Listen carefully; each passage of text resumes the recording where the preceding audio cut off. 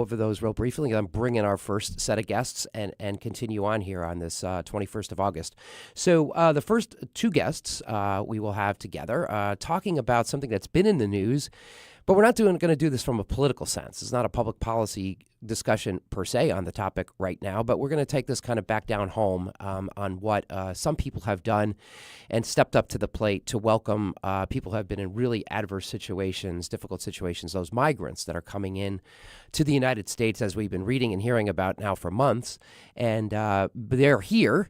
And so we have a group of people that have, in a very unique way, stepped up to help those people. And this caught our attention because local NBC Channel 5 did a story on it. So we're going to bring in here in a second Father Larry Sullivan. He is the pastor of Christ the King Parish on the south side-ish of Chicago, as well as one of the co-chairs of the efforts that's led the effort to help this migrant family. Her name is Maureen Gaynor Riley. So we're going to talk to them here in just a second, but let me just introduce the rest of the show. After that segment, at about 8:15, 8:20 or so, we're going to bring in Peter Breen. Peter Breen was funny. He was with us last month to talk about a different subject. This is going to become the Peter Breen Show. We had a bit of a victory in federal court on a law that the legislature passed that pertained to crisis pregnancy centers, and it had to do with potentially levying fines on them for deceptive practices. Peter, who was with Thomas More, took that law to court in federal court and had a victory, a very nice victory. And Peter will be here to fill us in on the details of what the court said and some of the arguments that we used during the legislative process that kind of parlayed into the legal proceedings in federal court. So Peter will join us at about 8:20. And then finally, we'll take another look back sort of at the national issues. And obviously, the situation in Ukraine on the news constantly in our thoughts and our prayers about what's going on in that horrible situation. But one of the bishops here in Illinois is one of the chairs of a committee for the United States Conference of Catholic Bishops, David Malloy from the Rockford Diocese. And his committee put out a statement about the food crisis that's going on in the Ukraine. And so what we're going to do is we're going to talk to one of the foreign policy advisors at USCCB. Her name is Ginny Ferris, and Ginny is with the Bishops' Conference, and they're going to talk a little bit about, our response to that. What can we do, calling attention to the difficult situation that people are feeling now all over the world as it relates to the war that's going on between Russia and Ukraine, a horrible situation, but it's having other repercussions. So that's kind of our lineup for today. That's about at 8:20, if I can do the math correctly, and then 8:40 for Jenny Ferris from USCCB. So let's do this without further ado. Let's bring on our first two guests if we can, and hopefully they are there. Voila, due to the magic of technology. Here they are. Thank you for joining us on the video as well as the radio. We have Father Larry Sullivan, who is with, I said, Christ the King, as well as Maureen Gaynor Riley. She is the co-chair of the, what is it, Southside? You tell me the title of this. Southside Parish Renewal, which is the result of the Renew My Church process down here on the South Side. So we have 4 parishes that it was a little bit different than some of the processes, all stayed open, but we have decided we could be so much more impactful and powerful and really renew the faith life of Catholics on the South Side by working together. So we're just thrilled with so far. We've been around about a year, barely. And, this is one of the initiatives that we've taken on so far. So I wasn't really aware. So our what caught our attention was that the services that you provided to the migrant family. But what you're saying is that this is fitting into a larger reorganization that came about as Renew My Church, and so this is kind of the fruits of some of those efforts that we've been undergoing here for the past couple of years in the diocese. Oh, without fail, because as Larry can attest to too, with St. Barnabas, Christ the King, St. John Fisher, and St. Cajetan's, by working together, we formed what's basically sort of a pastoral council with a co-chair from each parish. I'm the St. Barnabas rep, and then just engaged members from each parish. And we've been able to do sort of larger initiatives, and there's no way we would have been as impactful with adopting a family and accompanying a family and seeing them on their journey into the U.S. There's no way we would have done it at the level we've done it, in addition to other things we've also taken on, in addition to helping out migrants at our local police station there's just no way we would have been as impactful if we hadn't been working together. So it is one of the fruits of the Renew My Church process. So that's interesting. So, Father Larry, so it seems like you're a little further ahead than perhaps some other areas on the Renew My Church in terms of what you've been able to accomplish. Is that fair to say that this is kind of one of this is a big victory in terms of the Renew My Church showing some real solid progress in terms of really impacting people's lives directly? Yeah, I certainly wouldn't want to be competitive about it or Oh, go even ahead. comparative, but I can say that I'm extremely proud of the way that the leadership, the lay leadership of our parishes has really stepped up to the plate. We've taken this mandate very, very seriously, and because of that, we are able to do some great things. And I'm very, very proud of the work of parishioners from all four parishes and helping these migrant families where the need is just so great. And I think we have been able to give people the opportunity to go deeper into their faith in a number of different ways. And certainly a part of that is by giving them the opportunity to meet the needs of our migrants families who are in our area. So, Maureen, I think you started touching on this. Let's go from sort of the general to the specific. So, the Renew My Church comes along. It has some collaborative efforts, it seems like, for the four parishes getting together, and there's probably some different focus of that effort. Maybe different ministries that were set up, and so you all came together. And how was it that you were involved with resettling the migrant family? Or helping them out, I'm sorry. So go ahead, Maureen, please. No, I was going to say he wants to take it. I really we'd be remiss not to mention that this also shows so much collaboration among our institutions, because early days, we were looking as normal Catholics, parish Catholics, on how to meet the needs of so many migrants coming. And we worked closely and really reached out to Catholic Charities asking, like, how does the average person help? We get that a lot. I can volunteer at something. And so we worked closely. Sally was an amazing leader, and they really developed this program for parishes to accompany families. And Barnabas was Barnabas, CK, Fisher, and Cadgenance, our Southside Parish Renewal. We were really on the forefront of asking for that, maybe because of our organizational, our group coming together. And they created a program, parish accompaniment, for regular Catholics to be involved. So that was just a great collaboration between our institutions. And that's really how it started and how we were matched with our family. I should say, just getting ready for this segment just a little bit, I don't think the general public or the city is really understands the role that Catholic Charities has played in this crisis. I believe in going through this, I think they've welcomed through their welcoming centers over 11,000 migrants that have been come through the city of Chicago. So they're there to meet them. I know they've been involved with resettling many of them in apartments and shelters and providing services to them. And it's really amazing what Catholic Charities has been able to do. And now I think what you're saying is through this parish accompaniment program, we've been even able to help more people. So I think what caught our attention was the Channel 5 segment on this particular family. Tell us about them. I mean, how are they doing, and how did you do what you did to help them out? Larry, do you want to take it, or what do you want to? Well, I can just say a few things, and you can add certainly. One of the things that we did was we first of all identified the need in our various parish communications, and so we had a fundraising drive, and we were able to list specific items that would be needed to help the family establish a home. It's in an apartment, and we're assisting with rent, and people dropped off furniture, and we were able to kind of get the word out that the need was there. And then, of course, there's a lot of extra supplies that were brought in that was being distributed to the larger migrant community that's here in the area. So we were helping a specific family, but then also helping migrants in general.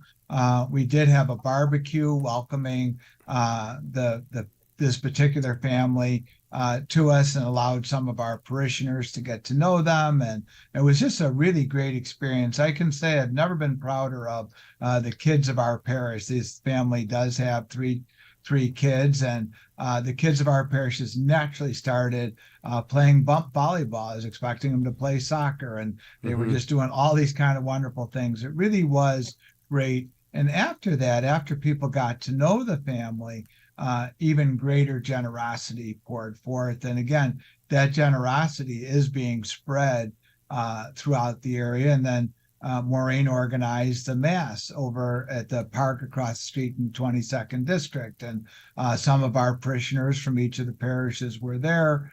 It's just a great way to kind of put meat on the bones for people to really understand that these are real people with real needs, and we have the opportunity to help. And the last thing I want to say is I really see my role as the pastor as someone who is spreading the good news of the gospel, someone who helps people identify the gifts that they have, and then to provide opportunities for people to grow in their faith.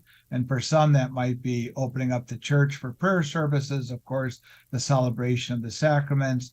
But for many others, just opportunity to do the Lord's work, and people really grow in their faith by opportunities like this. And so we are just able to check off so many boxes by willing to help this wonderful family. Well, Maureen, Father, go ahead, Maureen. I didn't mean to cut you off. Go ahead. Yeah, please. No, one more shout out also to our, just one thing I want to say too that comes across in this show is people want to help. People have been incredible. What we are doing with our parish council is connecting the dots. Almost everybody you ask wants to be involved. And so the outpouring of everything from sheets and towels to donating for rent money, we've really just seen how overwhelmingly people want to live their faith and live the gospel. And another big shout out to Catholic Institution. Two of the boys are high school age, and they began this week through a partnership with Big Shoulders at St. Francis de Sales. So they're going to be welcomed into the community of our Catholic education and have this incredible experience. St. Francis de Sales, their staff and team, their principal Ronnie, it's been overwhelmingly incredible. So that's another great Catholic institution kind of stepping up to this crisis. I've gotten to know some of the people out there, and you're right, they're fantastic people. What they're doing is really amazing. It doesn't get talked about much, but it really is amazing. The kids that are going through that school, and many of them on scholarship, like you said, thanks to Big Shoulders. It's really a great thing, and I really think great things are going to happen with those kids in those schools in the future years. I would imagine it's got to be difficult. Is the language a difficult barrier, or you're able to overcome that just by slowly but surely? Google Translate. There you go. Google Translate is absolutely sent from God. We also have a couple. My sister lives right next door to me here. I can see her in her kitchen window right there. She is a fluent Spanish speaker. She's a union organizer, so works with people who speak Spanish. We have a couple, 2 or 3 key parish members who speak Spanish, and they have been. We'll keep them on the phone when you're in the car with the family. We've got Google Translate. They're making it work. We're making it work. It's not as hard as you would think with all the modern technology. No, and exactly. And you'll see in time, in a very short period of time, those two, it'll be a Spanglish. They'll start merging together, and people will just definitely. Be just the younger boys are already trying to answer in English and participate and greet us and. Great. And like I said, St. Francis de Sales, they even told us when these boys come in, they're just enveloped into this loving community, and they're going to be speaking English in no time. I have no doubt about it. And it'll be over like soccer, basketball, volleyball. That's how they'll start. It'll grow from there. I've seen it. That's exactly how it happens. Suddenly everybody understands pelota means ball, and then you go from there. Yeah. And one thing I should point out is Larry was really key. He really organized that barbecue for people to come out and meet the family. Yeah. And he was strategic in having soccer balls and volleyballs and Jenga and all of these things. And the teenagers just came together. It was just like a magnet, and they all had their phones out, and they were doing Google Translate, and they were kicking the ball and playing volleyball, and it was truly just an incredible thing to witness. And we're the lucky ones in this. Like our parishes and We're the recipients of. Isn't that interesting? Yeah, the you joy think here. you're the beneficiary. That's fantastic. Thank you so much for taking some time this morning. Good story. Keep up the good work. It's good to see that the Renew My Church thing is really coming together in such a real positive, gospel-inspired way. So, yeah, it's a great story, and hopefully we'll be talking more about these stories in the future. Bob, Thanks for I wanna having thank you us. for the opportunity. This is such a great story to tell, and so thank you for helping us spread the word. Maureen, thank you for all that you're doing. So thank you, everyone. Thank you. Great. Thanks, All guys. right. Happy to be Yep. here. God bless. Take care. This is Bob Gilligan. Don't go away. We'll be right back. We're going to switch gears here. We're going to be talking to Peter Breen here in the upcoming couple minutes about, I think it was Senate Bill 1909, which was the Deceptive Practices Act. And now a court has ruled it unconstitutional. We'll hear from Peter and more of the details. Don't go away. We'll be right back.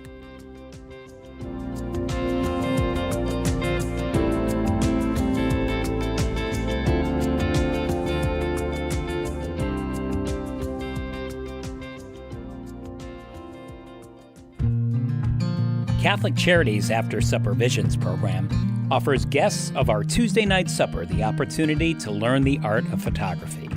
These talented guests, who are often experiencing homelessness, are offered disposable cameras, and they work with volunteer professional photographers to learn the basics of taking photos.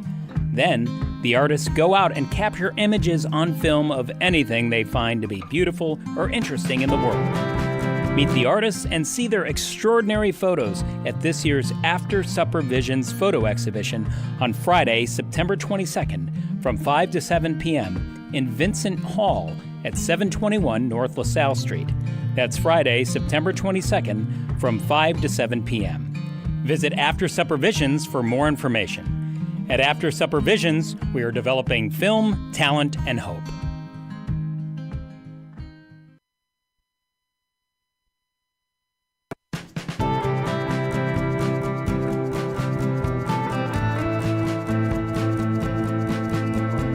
People always say, how can you spend your day with 3-year-olds? Seeing the changes that they go through and just the journey and how they grow, this is a very rewarding job.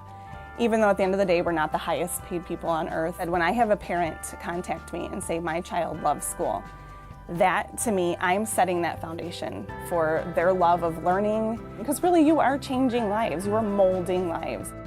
Shape the next generation of leaders. Teach. Apply today at artchicago.org/schooljobs. Caring adults make all the difference in the lives of adolescents. Catholic Charities understands this, and our mentorship programs provide a free opportunity for young adults to spend time with volunteers who genuinely care about them. This program is ideal for youth aged 9 through 12 who may need support navigating the challenges of childhood and early adolescence. Our amazing volunteers serve as friends who help youth recognize their strengths and empower them to reach their full potential. Catholic Charities conducts a thorough background check on every volunteer, and our program coordinator closely monitors and supports every relationship. Mentoring is a fun after-school program that can help young adults build confidence and enjoy fun activities with their peers, too. To learn more, visit CatholicCharities.net or call 312-655-7970 in Cook County and 847-782-4224 in Lake County. We're connecting youth with great role models. Join us today.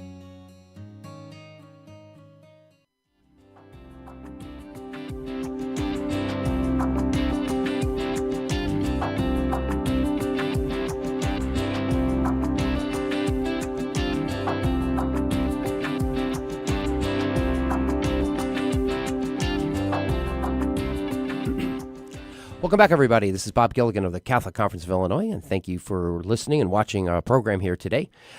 We are now going to be talking to Peter Breen. He is the vice president of something at executive vice president at Thomas More Society.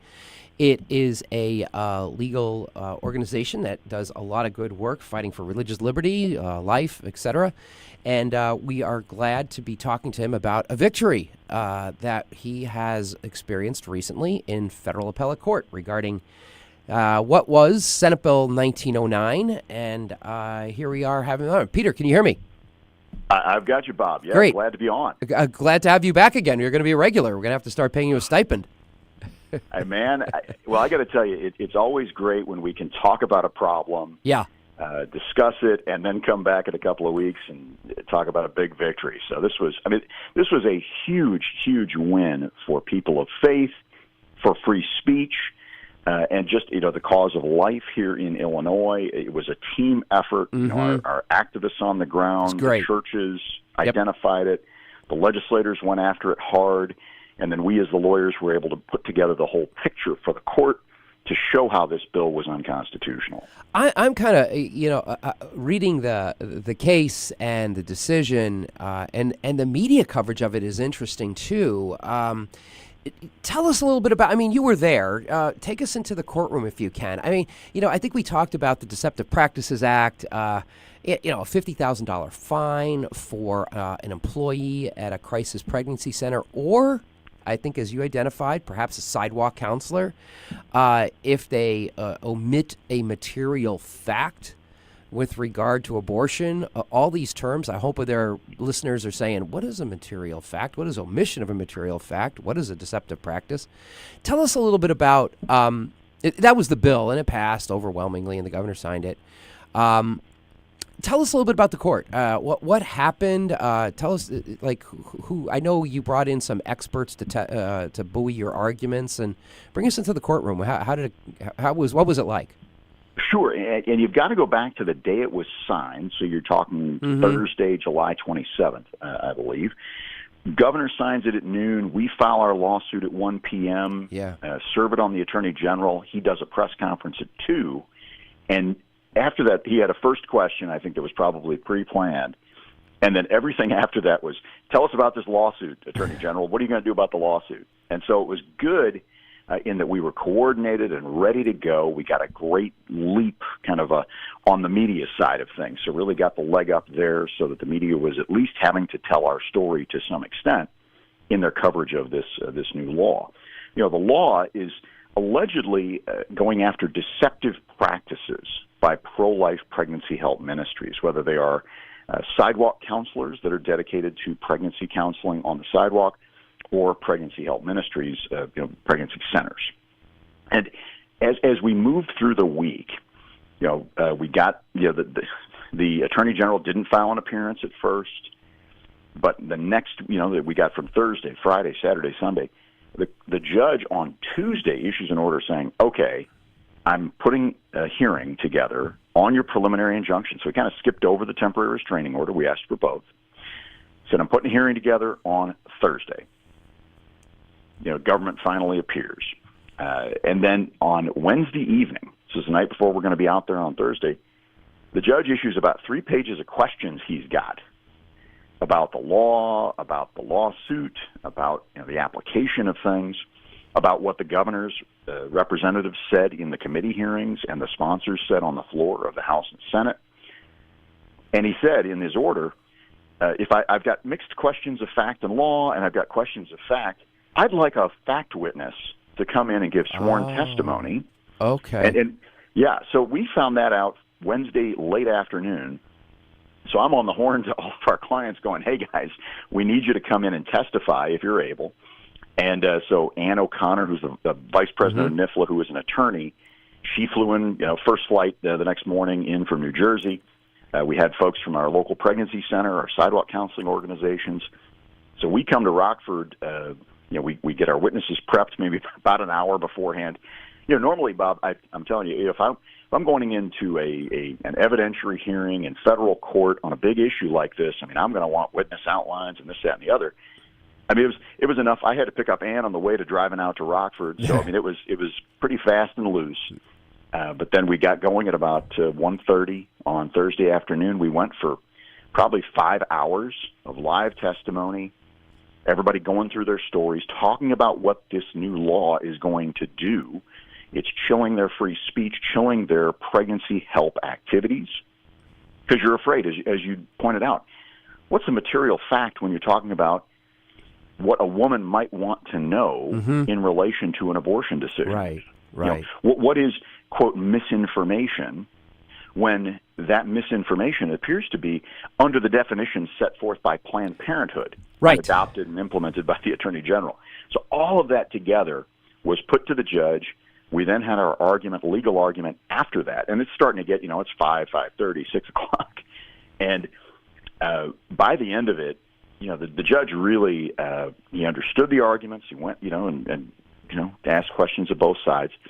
And when all of it ended, the court, he issued a ruling from the bench Thursday night, said preliminary injunction granted. I believe the News had quoted him as saying it was painfully unconstitutional. Right.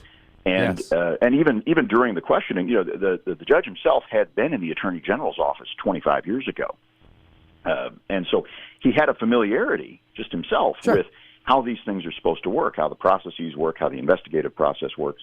So he was able to bring that to bear in terms of asking his questions of the Attorney General's staff and all that. And we got, and then he issued his written order the next day, really strongly noting this is content discrimination under the First Amendment and it's viewpoint discrimination under the First Amendment. And maybe we should explain those, but I want to give you a chance just to catch my breath. Yeah, no, you have a lot there. A couple quick questions. Well, first of all, I would say, regardless of how the decision turned out, I will give the judge credit for wanting to know how this impacts real people. That is to his credit when they had questions of fact and law to say, okay, well, how does this impact somebody who's actually doing this? That's a good. The other thing is that I didn't even think about this, but you're right. He just signed that bill on the 27th of July, and it's not even a month later, and this thing has been put to bed for a week or two. So that's an incredibly quick time frame.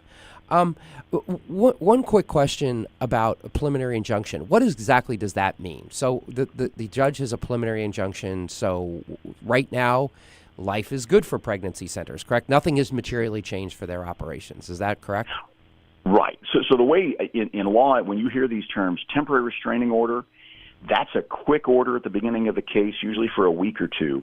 Preliminary injunction is the one you hear the most about because that one means injunction all the way through until the end of the case. And in most jurisdictions, federal jurisdiction, you can take that on appeal. So you can actually go up to your appellate court with that decision, the preliminary injunction. And then final injunction, a permanent injunction, is what you're looking for at the end of the case, which would then go forever. So it's a big, big deal to get a preliminary injunction. The standard is it's nearly identical to getting an injunction at the end of a case. Little differences, but you really have to put on your case in a mini trial, essentially, which is what we did. Mm-hmm. And the judge he makes a legal decision. So having made the decision he made, he found that this law was very unconstitutional. Yes. It was very likely, significantly unconstitutional, just in a variety, in a couple of ways. So that's what he did. But he did need to get the live testimony because the other side, the state, was saying, well, you don't get pre-enforcement standing. In other words, they were arguing you've got to wait for the Attorney General to come after you. Right. Before you have get to be go harmed. To court. Somebody's got to be harmed. And, right. Think about this. And Bob, when we were talking about this bill before it passed, the whole point of this was that we know the other side was trying to chill and frighten. So what chills and frightens more than sitting there waiting for the heavy hand of government to come down on your head, on your small nonprofit, and tell you, no, that was misinformation. That one, this is an omission of material fact. And the way these government officials are, if they're really they can be nasty. Oh, they can go case, for it. Absolutely. This is what we're seeing. Yeah, they'll pick the least well-resourced entity, and they'll tar everybody else with what's happening in one spot. Well, we kept saying during this thing is like, I know the speed limit is 55, and I know if I go 56, I could get a speeding ticket. Like, what under this bill? How do I know if I'm violating it? Yeah, there was no rules of the road whatsoever. It was very, very open-ended there. It truly was. It's drive a reasonable rate of speed, except reasonable is going to be determined by one man, Kwame Raoul, and he's being advised by people who are your political opponents. Yeah. So good luck. Yeah. Kind of hope that maybe I'm glad they won't pull you over. Maybe they will. Yeah. And we're kind of making light of it by talking about driving, but this is in an area that involves your most fundamental freedoms, Right. freedom of speech. And not just that, freedom of speech on an issue of life and death. Yeah. So it's really, I mean, the stakes are as high as possible in the abortion context, most contentious social issue of our country, of our time. And so, it's supposed to get the maximum protection, and yet the state of Illinois was going to give it the minimum protection and make you scared to say anything pro-life, in this way. So that was what we were so glad the judge, issued the decision he did. And it was content-based discrimination and viewpoint. Viewpoint is an easy one to see. They just applied the law against the pregnancy centers and the pregnancy help ministries and actually excluded anybody that would refer for abortion. So any of the abortion clinics, Right. any of the abortion supporting organizations, everybody else was excluded. So it's just our folks. That's viewpoint discrimination. In other words, you're putting your finger on the scale. Content, though, is as important or more, and that's a First Amendment principle that says, look, government, when you decide to wade into an area of speech restriction on a topic, that we are going to look askance at. Where you say, well, this topic, generally, we're going to start regulating. When you look at an issue of significant public concern like abortion, the government really doesn't have a right to come in and tell our side, the pro-life side, or really even the abortion side, what is true or false, or what have you. And so those are two bookend principles under the First Amendment free speech right that the court applied and in our favor. So that's, from where I sit, that's significant, I would think, in terms of the judge's statement. Now, there's more than the appellate court. There's more than federal court. There's appellate court. There's other things. So Are you anticipating an appeal even with that strong of a ruling? I wonder, too, because there are other jurisdictions that have these types of laws that are being litigated as well. So this is not only in Illinois, but these laws are passing in some other states. I don't know how they're faring in the courts, but I'm wondering, do you anticipate an appeal? Well, at this point, so they are still within their 30 days to appeal. And, at first we thought, boy, we didn't think they were going to appeal. But the next morning after a Thursday night decision, Friday morning, Governor Pritzker went on CNN and talked about this ruling, said the law is constitutional, and, that they would defend it. So I don't know what exactly, it's tough to say what is the negotiation between the AG's office, the governor, the political calculations, because it's a political decision. But we are proceeding apace in the trial court, so we'll see. We're really looking at it right now. And in the other states that have tried this, so there's a bill or a law now in the state of Colorado, and another one in Vermont. Mm-hmm. I will say, they added parts of the Illinois law, but they didn't go anywhere near as far as the Illinois General Assembly had gone. So this was the most speech restrictive, the most offensive to our fundamental freedoms of any law like it in the country. So it was extremely important. It was great that we got this one to decision first, and we got such a strong rebuke of this sort of a regulation. Because, look, if we had gotten a tepid response or we were unable to be successful, it wasn't just going to hurt us here in Illinois. It was going to hurt us across the country. If there is an appeal and they lose on appeal, that's kind of damaging to the whole cause, though, isn't it? You wouldn't want that. If we can beat them at the Seventh Circuit, that's even better. Yeah. So we're really you're in much better shape even then, because federal appellate decisions apply only in the circuit where you're in, but they are very persuasive. They're more persuasive than district court decisions. So. Right. If they press hard, we could give them even more of a black eye than we've given them right now. That's going to be. We're glad to do it, but that's their call. Yeah, that's going to be an interesting, like you said, calculation on what they determine, what they want to do. I'm sure in the heat of the moment, the governor was automatically thinking that an appeal was imminent, but maybe upon further review, they'll have they'll think about that twice. It'll be interesting. So they have 30 days to appeal it. After 30 days, they cannot. Right, so 30 days to appeal the preliminary injunction. Oh, okay. And if they, if we continue, look, if they take the judge from the bench, and I don't have the transcript right in front of me, but I do. The judge said, why is no one said to the powers that be in the Attorney General's office, boss, this is illegal? Why did no one put a stop to this? Mm-hmm. And so it was one of those sorts of things. I think, the judge looked at the law as being just so clearly unconstitutional that any attorney worth their salt would have seen it and done something. That was obvious. And so if they take the judge's admonitions to heart, I mean, frankly, I would hope they'd want to settle the case and move on and go to the next thing. But, that would be the sensible thing to do. But because of the politics, maybe they've got to keep fighting it. I will say this, though. We, as a people of faith, people of life, we ought to be very heartened to say and to see that we can strike back, that we can be effective. And we are going to have to be effective on our sidewalks and in our pregnancy centers even more than ever before, because the abortion rate in Illinois has gone up, 20% in 2 years. Mm-hmm. I expect the abortion rate in Illinois to nearly double from our traditional abortion rate of about 40,000. I think we're going up to 80 a year. I've heard 70. And so, and we are going to have a lot of work to do because every state around us is more restrictive on abortion. So there are going to be people streaming in, new abortion clinics opening up in communities across the state. We, people of life, have got to react. And a law like 1909 would have restricted our ability to react. But now we are free to do so, and I think we've got to step forward in faith and take that opportunity. I was talking to some people the other day, and I was saying, thanks to your efforts, that hey, look, you should sleep well at night because this law was ruled. At least that we have an injunction on it.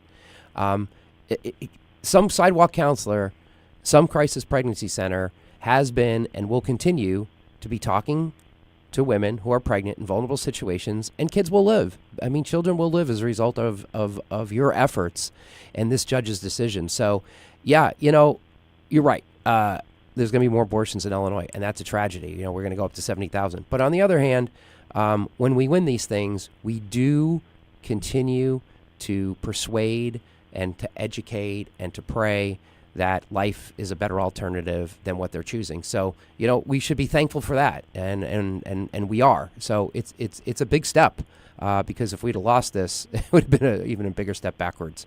So I got to run. They're telling me we got to close this one down. Peter, once again, thank you so much. Good job. We hope they don't go on appeal, but if they do, I'm sure you'll be there.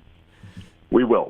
And, you can go to thomasmoresociety.org, thomasmoresociety.org, and Moores with 1 O, to get more updates on this and everything else going on. Please do. That's Thomas More, like you said, with 1 O, society.org, and please go there. And there's a lot going on, not only here in Illinois, but throughout the entire country. Peter, thanks so much. Okay. Hey, thank you, Bob. Yep, thank you. Don't go away. We're right back. We're going to be talking. We're going to go back to our national focus or international focus now. We're going to be talking to Ginny Ferris. She's a foreign policy advisor with the United States Conference of Catholic Bishops. And we're going to be talking about the food insecurity situation in Ukraine and what some of the Catholic bishops are saying about that. Don't go away. We'll be right back.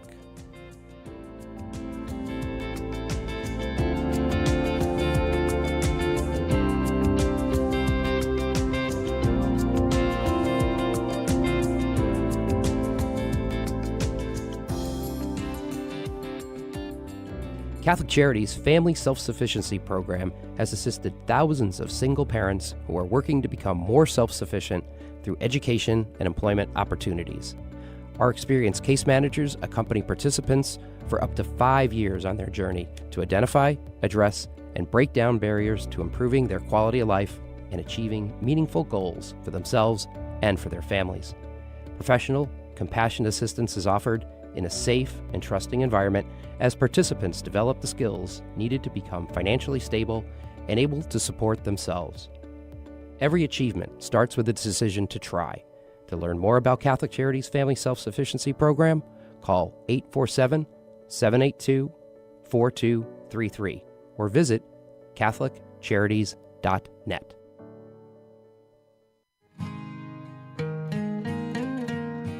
I am a seminarian. The Church needs compassionate and well-trained priests to help guide each of us through life. What inspires me, what draws me always to the priesthood is continue to see priests be a beacon of hope for other people. You can play a part in the education of these young men as they prepare for a life of service to others. I want to be that beacon of hope too, and it sets my heart on fire. To support our seminarians, make your gift at archchicago.org/seminarian fund or call 312-534-7959. The cemetery ministry is a core ministry of our Catholic faith tied to the corporal works of mercy. It's comforting to know that our Catholic cemeteries are caring for the remains of our loved ones awaiting the resurrection. There are 44 Archdiocese of Chicago Catholic cemeteries willing to help you in your time of loss. Call 708-449-6100 or visit CatholicCemeteryChicago.org. Catholic Cemeteries, serving the Catholic community since 1837. You're listening to Catholic Chicago. Ahead, the Archdiocese of Chicago brings you programs about the people, events, and issues that touch our lives. Thanks for letting us be part of your morning. Now again, Catholic Chicago.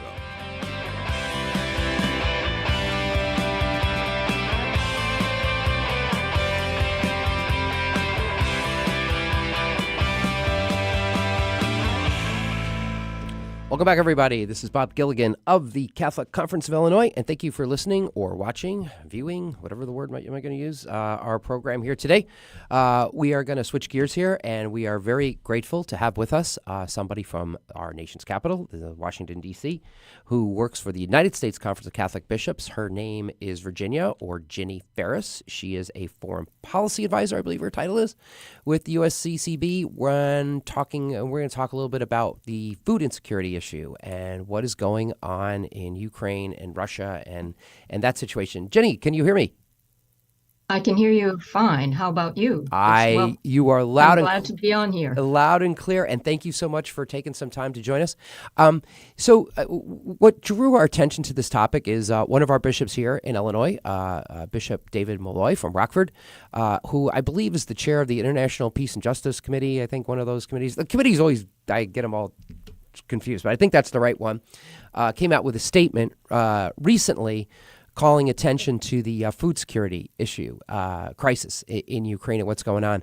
And we want to talk a little bit about that. But before we do, tell us a little bit about your role at USCCB and what your portfolio of issues you cover. Because it's always impressive when you talk to somebody from USCCB because you think they just do this one thing and they rattle off like 27 different topics.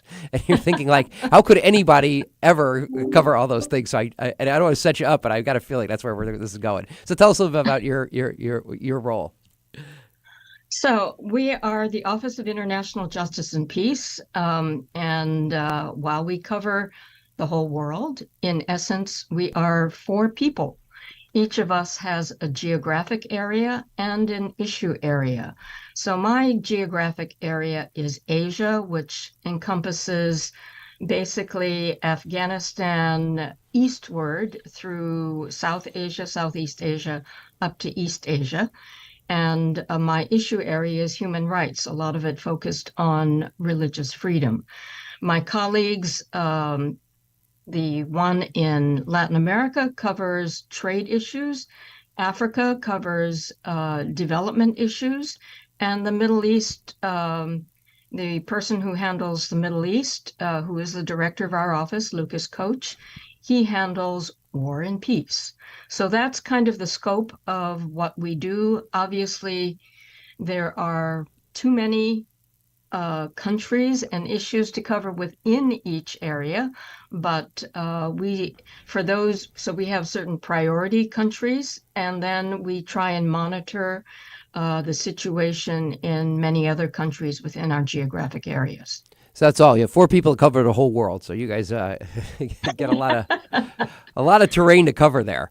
Let's talk a little bit about the situation in Ukraine and Russia. I wanted to just highlight and bring some attention to this because it's in the news so much what's going on there. And, right now we're in the middle of this, the offensive that Ukraine is launching. And there's different stories about how successful that may or may not be. And we hear about, increasing use of drones and things like that. It's been going on for what is about 18 months now. And people are dying in this part of the world. It's a very difficult situation. But I think one of the things that I was glad to see is Bishop Malloy's committee call attention to, one of the ramifications is that you do this better than I do, is Ukraine has, even I knew this, is I think they used to call it like the breadbasket of the world or something, because it grows a lot of wheat. It exports a lot of wheat. And now that's in danger, I guess, of being exported to these poor countries. Tell us a little bit about that. Is that kind of the gist of the issue? Yes. So in essence, Ukraine was considered certainly the breadbasket of Europe, but it was I believe, seventh largest exporter of wheat around the world. And so when this Black Sea Grain Initiative, which was an initiative that was negotiated by the UN between Russia and Ukraine, and that was to allow the export of wheat and other agricultural products from Ukraine via the Black Sea to many other countries in need. So Russia suspended or postponed or basically stopped that agreement on July 17th. And what that means is that, it means that there's a lot less food for many hungry people. I mean, Ukraine was supplying about 50% of the UN's World Food Program grain. So it was giving, and this is even before the war started. And now it's and then during this Black Sea Grain Initiative, the World Food Program was buying about 80% of its grain from Ukraine. So the inability to have this grain shipped via the Black Sea means that there's a lot less food being made available to those countries in need. And where would that food generally be exported to? Are those countries that are some of the more poor countries in Europe or throughout the world, or where does that go? Yes, so the World Food Program supplies food to many of the countries that are in dire need, places like Ethiopia, Yemen, Afghanistan, Sudan, Somalia. Somalia has gotten 80% of its wheat from Russia and Ukraine. And the World Food Program estimates that 60 million people will be food insecure by next January. What is there any, so what happens now? I mean, does anybody make up that shortage, or people will go without, or probably both, I would imagine. That's a lot of food that is now no longer able to be exported. And I would think that even that will help also negatively impact Ukraine's economy, not being able to ship that out. What do they do with it? You can only eat so much bread. I don't know what you do with all that. Yeah, well, actually, there have been possibilities of shipping out some grain through land routes, but that's just been a small percentage of what they can ship through that route. And also, it's more expensive to ship via land versus going through the Black Sea and to Turkey and other places where food can be then shipped to places in Africa, etc. But the other complicating factor is that Russia also has bombed food storage facilities in Ukraine.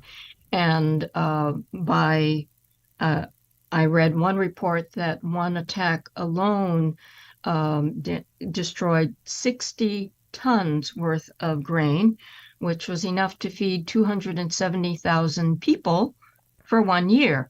And then another report talks about the fact that during the entire conflict, about 10 million tons of Ukrainian grain has been affected. And so that's one problem, the food storage, the grain silos being attacked. Also, Russia has littered landmines through much of the area that they have invaded, so that even those farmers who can go in, and 70% of Ukraine at one time was agricultural. So that's why they were the breadbasket of certainly of Europe, if not of much of the world. So the ability to plant becomes dangerous. And then if the farmers don't have an ability to store the grain once they've planted and harvested, that further complicates the global food situation. Now, I understand that the wheat harvests in some of the other countries, whether it's us or Canada or other places, actually this past year has been relatively good. So they've been able to make up some of the shortfall, but the overall prospects for the future are looking pretty dim. So overall, actually, the other side effect, so to speak, is because of this grain shortage. A number of countries have said, "Oh, we're going to hoard our grain. We're not going to allow exports of our own grain." And for example, India has banned the exports of its non-basmati rice. And India supplies 40% of the world's rice. So there are lots of ramifications all around the world.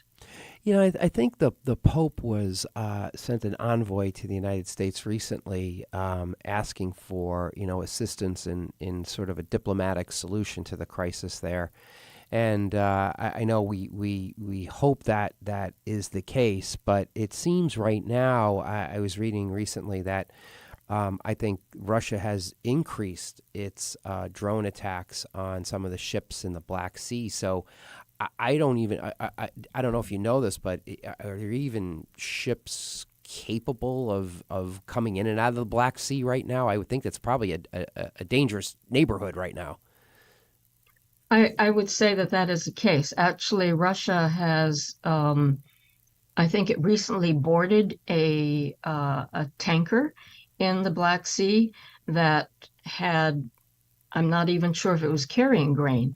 So Russia has decided that it's going to, it has the right, so they say, to monitor all the ocean-going traffic in the Black Sea, and that is also, freedom of navigation issue. So it is very problematic that that not only are they targeting stopping through the Black Sea Grain Initiative, but they're looking at all the traffic that is going through the Black Sea. And countries are protesting that this should not be the case. I would think also, that we're in the summer season here, and so this is the time when I would imagine wheat is being harvested and stored and that kind of thing. And perhaps, I think as you're indicating, other countries are trying to step it up a bit and export more, and that's helping stem the gap. But, it's summertime, it's wintertime, and are these problems more acute in the winter when we don't have that going on? Does it get worse come January and February in the thick of the Russian and Ukrainian winters?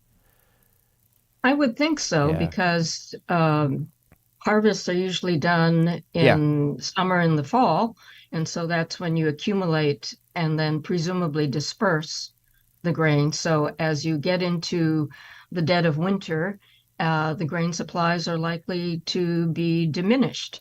So it's really a heartbreaking issue that so many people might face not only food insecurity, but famine.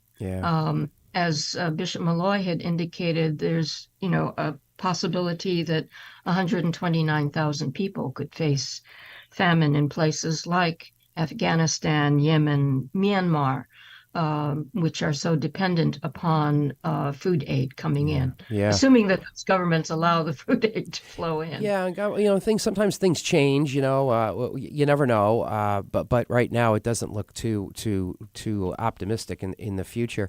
I'm sure you've seen things like this throughout your career. These kind of war events and leading to food insecurity. I don't know. Are you? I guess it's all contingent upon the resolution of the conflict, right? I mean, is there any? That's the major barrier to alleviating the situation. Well, actually, I think, speaking diplomatically, Mm-hmm. there are efforts by other nations to try and persuade Russia to re-enter the Black Sea Grain Initiative. I mean, there was a meeting of African leaders in Russia, and they all said, you know, we need to have more. You need to let grain flow in. I don't know if you can see this, but this is a map that the Catholic Relief Service put out about the food crisis. Okay. And you can see all the places in red and orange are where there's significant critical need for food. Yellow is not so bad, but the blue is where they are still monitoring the situation. So, so the African leaders met with him with President Putin in late July, and Putin declined to renew the initiative, and he offered to ship 25 to 50,000 tons of grain to 6 African countries for free. However, that amount is minuscule compared to the 725,000 tons of grain that the World Food Program has shipped. Yeah. So there is initiative by the African leaders. Certainly, the UN is trying to press Russia to rejoin or restart the Black Sea Grain Initiative. Well, let's hope that those efforts are successful. And so that's why Bishop Malloy, I'm sure the Bishops' Conference, wanted to put out that information to call attention to the issue. And our prayers are hopefully that not only that, but the resolution of the conflict would be the main goal, and then hopefully that everything else would fall from that in terms of food coming in. Jenny, thanks so much for taking some time this morning. Very informative. Thanks for all you're doing to call attention to these issues. We really appreciate it. We are going to continue to monitor the situation, and grateful for all the work that the United States Conference of Catholic Bishops does for us. Well, thank you so much, and thank you for bringing this issue to the attention of your listeners. Great. Thank you very much. This is Bob Gilligan of the Catholic Conference. We have to sign off. Thanks for everybody for listening to the program today and seeing us on YouTube. We will be back on the 3rd Monday in the month of September already. Thanks, everybody, for listening. Have a good day.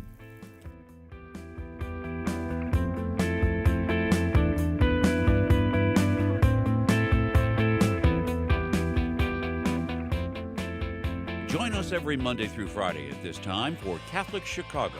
You can stream our programs live or listen to past programs by visiting our website, archchicago.org, and clicking on Radio TV. And please connect with Catholic Chicago on social media.